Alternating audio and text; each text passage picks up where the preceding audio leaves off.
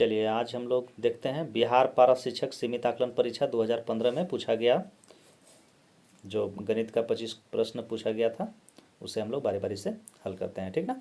चलिए पहला देखते हैं हम लोग कि क्या क्वेश्चन था कि 12 वस्तु का क्रय मूल्य 9 वस्तु के विक्रय मूल्य के बराबर हो तो लाभ प्रतिशत ज्ञात करें, ठीक ना। तो लाभ प्रतिशत बराबर क्या होता है, वस्तु का क्रय मूल्य माइनस वस्तु का विक्रय मूल्य बटा वस्तु का विक्रय मूल्य गुना 100, ठीक है। चलिए इस फॉर्मूला में हम लोग बैठाते हैं।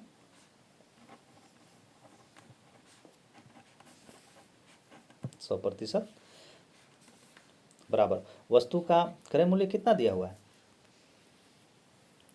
12 वस्तु, क्योंकि इसमें तो पैसा दिया हुआ है नहीं। कहता है कि 12 वस्तु का क्रय मूल्य 9 वस्तु के विक्रय मूल्य के बराबर है, तो हम लोग क्रय मूल्य में 12 बैठाएंगे और विक्रय मूल्य में 9 वस्तु बैठाएंगे, ठीक है। और बटा में फिर विक्रय मूल्य में 9 वस्तु और गुना 100% बराबर लेंगे। 12 में से 9 जाएगा तो 3 बटा में 9 गुना 100 काटेंगे, 3 का 3, 3 3 9 आ जाएगा मेरा 100/3% आंसर, ठीक है। अगला क्वेश्चन देखते हैं क्या कहता है कि एक शंकु के वक्र पृष्ठ क्षेत्रफल 44 सेंटीमीटर स्क्वायर है। यदि इसकी तिर्यक ऊंचाई 2 सेंटीमीटर है तो त्रिज्या ज्ञात कीजिए। यानी एक शंकु है, इसका तिर्यक ऊंचाई दे दिया गया है और वक्र पृष्ठ क्षेत्रफल दे दिया गया है। वक्र पृष्ठ क्षेत्रफल कितना दिया हुआ है, 44 सेंटीमीटर और तिर्यक ऊंचाई 2 सेंटीमीटर। हम लोग मान लेंगे, माना शंकु की त्रिज्या r, ठीक है। तो शंकु का त्रिज्या क्या हो जाएगा r, और हम लोग देखते हैं कि वक्र पृष्ठ क्षेत्रफल कितना दिया हुआ है 44 सेंटीमीटर, यानी शंकु का वक्र पृष्ठ क्षेत्रफल बराबर 44 सेंटीमीटर, ठीक है। तो शंकु का वक्र पृष्ठ क्षेत्रफल क्या होता है पाई आर एल बराबर कितना 44 सेंटीमीटर। पाई का मान 22/7 गुना r हमें ज्ञात करना है और l दिया हुआ है 2 सेंटीमीटर, ठीक है। बराबर बैठा देंगे हम लोग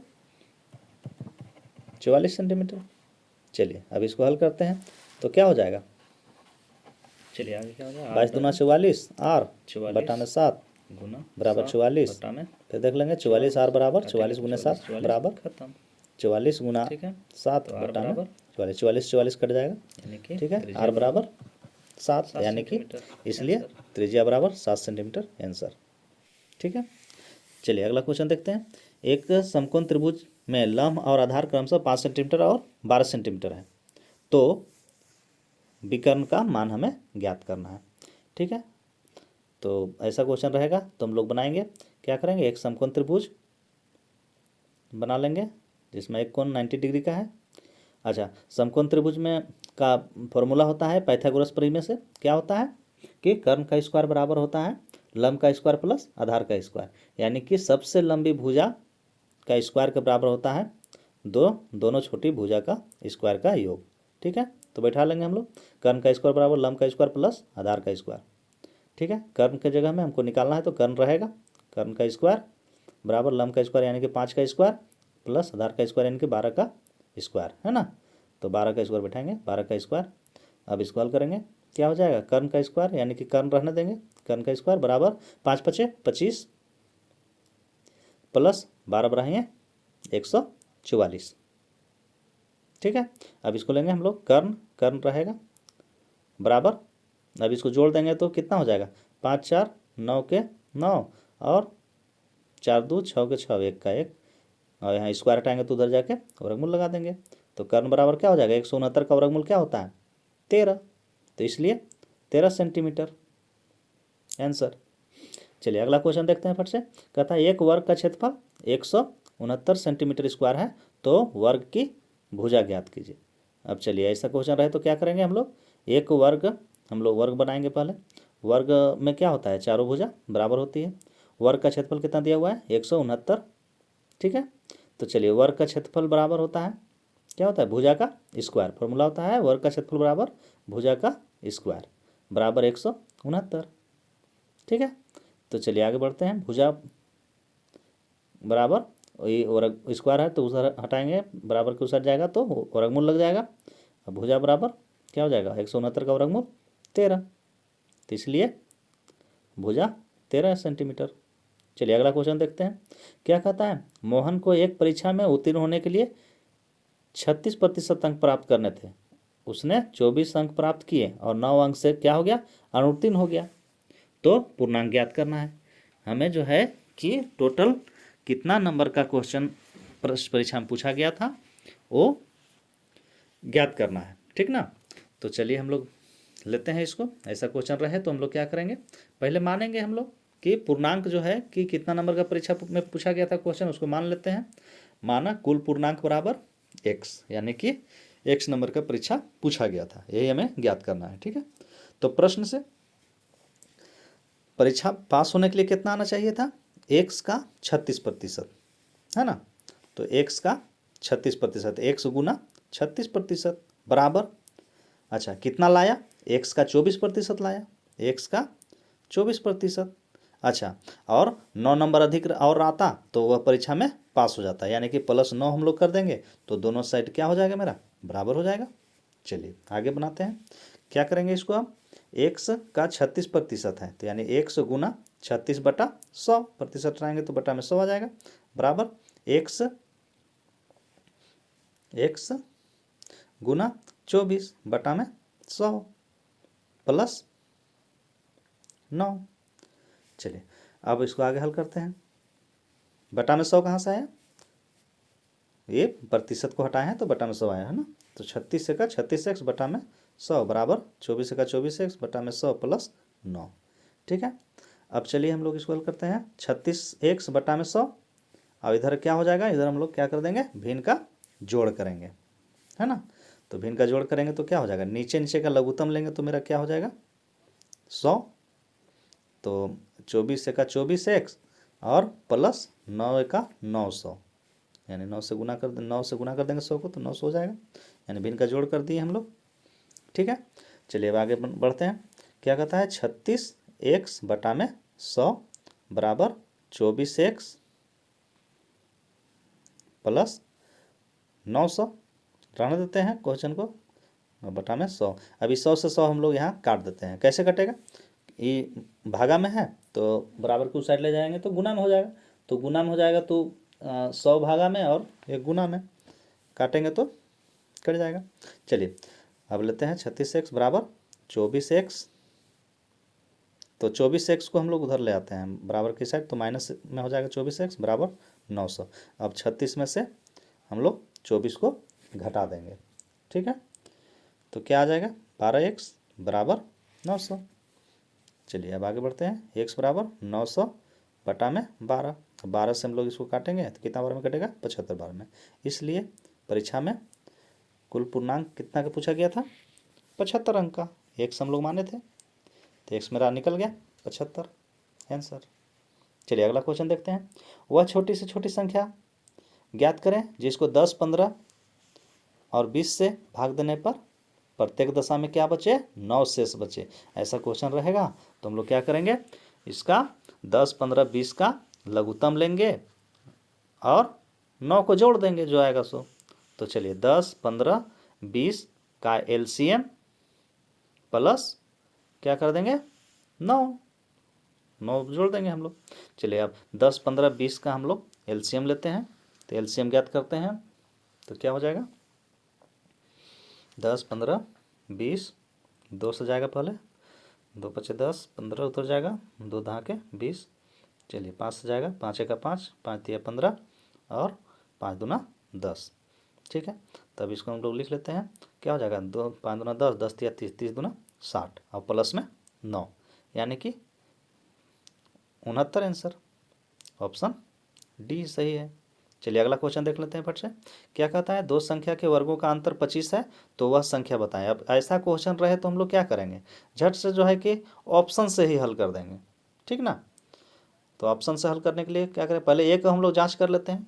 क्या कहता है कि दो संख्याओं के वर्गों का अंतर, तो चलिए पहला ए नंबर में क्या दिया हुआ है, जाँच कर रहे हैं, तो पहला संख्या है 13, तो 13 का हम लोग क्या करेंगे, वर्ग करेंगे, और अंतर का था तो माइनस और 12 का वर्ग करेंगे। ठीक है, अब इसको जो है कि हल करके देखते हैं कि 25 आता है कि नहीं। 13 3 169 और 12 12 144, अब घटा देंगे तो क्या आ जाएगा 25, यानी कि right answer A number answer हो जाएगा। चलिए अगला क्वेश्चन देखते हैं। क्या कहता है, एक त्रिभुज का क्षेत्रफल ज्ञात करें जिसके आधार तथा शीर्षलंब क्रमतः 7 सेंटीमीटर और 14 सेंटीमीटर 10 सेंटीमीटर है ना। तो ऐसा क्वेश्चन को क्या करेंगे, चलिए एक समकोण त्रिभुज में अब दिया हुआ है क्या चीज़, आधार दिया हुआ है, कितना दिया हुआ है 7 सेंटीमीटर, और लंब दिया हुआ है, शीर्षलंब दिया हुआ है, कितना दिया हुआ है 10 सेंटीमीटर, है ना 10 सेंटीमीटर। तो त्रिभुज का क्षेत्रफल जब लंब और आधार दिया हुआ है तो त्रिभुज का क्षेत्रफल क्या हो जाता है 1/2 आधार गुना ऊंचाई, फॉर्मूला बैठा देंगे फट से और इसको जो है कि हल कर देंगे। 1/2 गुना क्या हो जाएगा, आधार में 7 गुना ऊंचाई में 10, चलिए 5 से कटेगा, 2 बचे 10 और ये 7 बचे 35 आंसर, यानी कि पहला नंबर आंसर। चलिए अगला क्वेश्चन देखते हैं। ठीक है, चलिए अगला क्वेश्चन, एक वृत्त की परिधि 88 सेंटीमीटर है तो उस वृत्त की त्रिज्या हमें ज्ञात करना है। ठीक है, तो चलिए यह वृत्त है और हम लोग हल करेंगे। अब क्या दिया हुआ है कि अच्छा वृत्त की परिधि क्या होता है, वृत्त की परिधि जो होता है वो 88 सेंटीमीटर यहाँ पर मेरा दिया हुआ है। ठीक ना, तो चलिए वृत्त का परिधि से हम लोग फॉर्मूला बैठाते हैं। पहले लिखते हैं वृत्त का परिधि बराबर 88 सेंटीमीटर, तो वृत्त का परिधि हो जाता है 2πr। ठीक है, तो चलिए 2 से 88 को हम लोग काट देते हैं, 2 दूना 4 और 2 दूना 4 दूना 8 4 दूना 8। ठीक है, चलिए 22/7 पाई का मान हो जाएगा और r बराबर 44 सेंटीमीटर। चलिए ये हो जाएगा मेरा क्या हो जाएगा 22r और 44 को गुना कर देंगे हम लोग 7 से, बराबर कुछ हट जाएगा तो, है ना। चलिए आगे हल करते हैं। r बराबर 44 गुना 7/22, है ना। तो 22 से हम लोग का क्या हो जाएगा 44 कट जाएगा, 22 1 22, 22 दूना 44, क्या आ गया मेरा r 7 दूना 14 सेंटीमीटर, इसलिए वृत्त की त्रिज्या 14 सेंटीमीटर, सी नंबर आंसर। चलिए अगला क्वेश्चन देख लेते हैं फट से। क्या कहता है, एक प्राकृत संख्या और उसके व्युत्क्रम का गुणनफल क्या होगा। अच्छा ऐसा क्वेश्चन रहे तो हम लोग फट से हल करेंगे। क्या करेंगे हम लोग कि मानेंगे हम लोग प्राकृत संख्या क्या चीज़ x मान लिए, इसका व्युत्क्रम क्या हो जाएगा 1/x। ठीक है, अब क्या कहता है गुणनफल ज्ञात करना है, तो गुणनफल कर दीजिए, x गुना 1/x गुना करके देखेंगे तो क्या हो जाएगा एक आंसर हो जाएगा। चलिए इसी को हम लोग देखते हैं दूसरी तरीका से। हम लोग प्राकृत संख्या कोई भी मान लेते हैं, 1 से लेकर स्टार्ट होती है प्राकृत संख्या, तो हम लोग मान लेते हैं कि चलिए एक प्राकृत संख्या 2 ले लिए, इसका व्युत्क्रम करते हैं तो क्या हो जाएगा 1/2। अब प्रश्न कहता है कि गुणनफल कीजिए, तो गुणनफल करके देखते हैं तो 1/2 माने 2 को 1/2 से गुना करेंगे तो 2 से 2 कट जाएगा, एक आंसर, यानी कि बी नंबर आंसर। ठीक है, चलिए अगला क्वेश्चन देख लेते हैं। क्या कहता है, लगातार 21 संख्या का औसत क्या होगा। अब अच्छा अब ऐसा क्वेश्चन रहे तो क्या करेंगे हम लोग, लगातार 21 संख्या का औसत ज्ञात करना है, यानी कि औसत बराबर क्या होता है सभी संख्याओं का योगफल और बटा में कुल संख्या। ठीक है, तो लगातार कहता है तो 1 से स्टार्ट होगा संख्या और 21 तक जाएगा और उस सबका योगफल हो जाएगा और बटा में क्या बैठाएंगे हम लोग कुल संख्या। तो कुल संख्या पहले लिख लेते हैं कुल संख्या। ठीक है,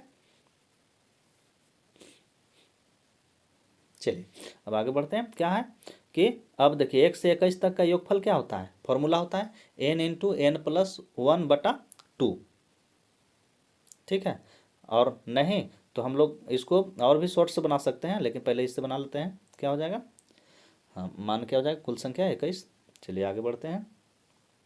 अब n क्या हो जाएगा, मेरा पदों की संख्या होती है तो 21 हो जाएगा, पद है 21 बिठा देंगे प्लस 1/2 और बटा में 21। ठीक है, अब 21 से 21 क्या होगा मेरा कट जाएगा, है ना, काट देंगे। अब क्या हो जाएगा मेरा 21 प्लस 1 बराबर 22/2 बराबर क्या हो जाएगा 11 आंसर, इसलिए सी आंसर हो जाएगा।